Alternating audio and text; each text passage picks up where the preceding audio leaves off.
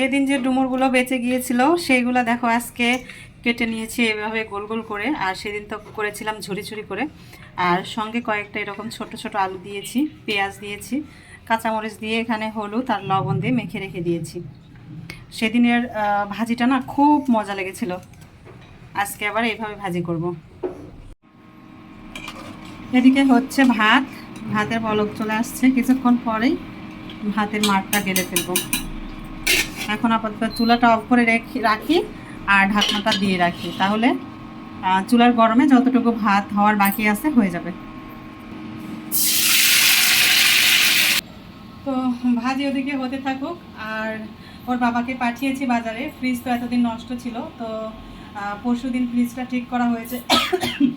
Sorry, তো মাছটা ওইভাবে এখনও কেনা হয়নি, তো ওর বাবাকে বাজারে পাঠালাম, বলছি মাছ আনতে। আর কাঁচা বাজারও লাগবে, সবজি বলতে কিছুই নেই। তো দেখি কি মাছ নিয়ে আসে আর কি সবজি নিয়ে আসে, সেই বুঝে রান্না বান্না হবে। ঠিক আছে। ওর বাবা বাজার থেকে চলে আসছে, আর এখানে নিয়ে আসছে একটা করলা আর হচ্ছে কয়েকটা পটল। বাজারে নাকি একদম আগুন, হাতি দেওয়া যাচ্ছে না। আর এইদিকে নিয়ে আসছে একটা রুই মাছ। এই রুই মাছের কেজি নাকি 300 টাকা, যেটা আগে ছিল 250 টাকা। মানে বাজারের অবস্থা নাকি এতটাই মানে আগুন হয়ে রয়েছে। ঠিক আছে, তো মাছটা ধুয়ে নিয়েছি ভালো করে, এখন নুন হলুদ দিয়ে মেখে নেব। আর এদিকে ভাজি দেখি কি অবস্থা। এই তো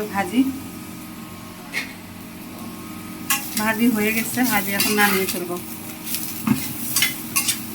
এই দেখো, তোমাদেরকে আরেকটা কথা বলতে ভুলেই গেলাম, সেটা হলো আজকে কিন্তু বাংলাদেশ স্বাধীনতা হওয়ার পরের প্রথম সকাল। তো সেই প্রথম সকালটা আমাদের এলাকা মানে এতটা থমথমে হয়ে রয়েছে, এতটা ভয় আর আতঙ্কে রয়েছে আমরা, তোমাদেরকে বলে বোঝাতে পারবো না। আর কেন ভয় আর আতঙ্কে রয়েছে সেটা নিশ্চয়ই তোমাদেরকে নতুন করে বোঝাতে হবে না, যে যার এলাকা থেকে বুঝতে পারতিছো। আর হচ্ছে নিউজ ফিড ঘুরলে তো বোঝাই যায় যে কি অবস্থায় আছি আমরা। আর তার থেকেও বড় কথা হলো, আমরা যেই বাসাটাতে রয়েছি এই বাসাটা পুরোটাই হিন্দু ফ্যামিলি, আর নিচতলায় মন্দির, যার কারণে আমাদের মনের ভিতরে ভয় আর আতঙ্কটা একটু বেশি রয়েছে। আর রাতের বেলাও অনেক দুর্ঘটনায় ঘটেছে, সেটা তোমাদের সঙ্গে পরে শেয়ার করছি, ভিডিওর সঙ্গে থাকো। আলু আর পটল কাটা শেষ, ধুয়ে নিচ্ছি। করলা আর হচ্ছে পটল দুইটা না কয়েকটা রেখে দেই ফ্রিজে। আর এই দেখো আমাদের ফ্রিজের অবস্থা একদমই খালি, কোনো কিচ্ছু নেই ফ্রিজে, আছে কয়েকটা খালি কাঁচামরিচ আর লেবু, ডয়ারে রেখে দিই।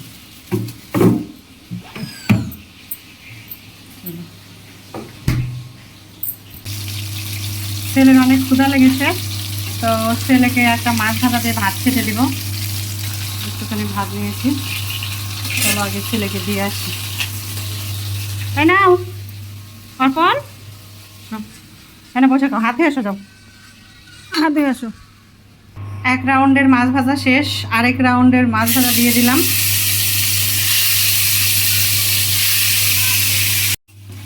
তো এদিকে তেলের মধ্যে জিরা, তেজপাতা আর একটু দারচিনি ফোড়ন দিয়ে দেখো আলু পটলগুলো দিয়ে হলুদ মরিচ তারপর লবণ দিয়ে তেলের মধ্যে ভাজা ভাজা করে নিয়েছি।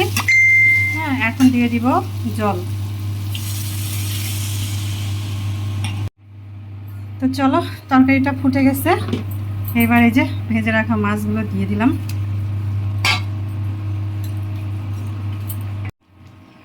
এবার দিয়ে দিচ্ছি গরম মশলা আর জিরা বাটা, যেটা ছাড়া আমি একদমই তরকারি খেতে পারি না।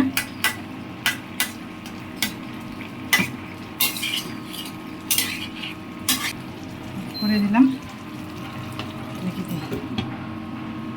হ্যাঁ, তো এখন ঘড়িতে টাইম হয়েছে সই 12টা, না 10 মিনিট কম 12টা। হ্যাঁ, এখন রান্না শেষ, চুলার পাটা পরিষ্কার করে নিয়েছি, এখন আমরা খেয়ে নিব। তো সারা দিনটা তো শুয়ে বসেই কাটিয়ে দিলাম, সারা দিন শুধু নিউজ ফিড ঘুরছি, কোনো কাজ হাতে আসছে না। অনেক কাজ জমে রয়েছে মেশিনের, কিন্তু কোনো কাজই করতে ইচ্ছা করে না, জানো তো। সন্ধেবেলা এদিকে দেখলাম যে অনেকগুলো ছেলেপেলে একদম তাদের অস্ত্রপাতি নিয়ে আমাদের বাসার সামনে অনেকক্ষণ দাঁড়িয়েছিল, যেটা দেখে অনেক বেশি ভয় পেয়ে গিয়েছিলাম।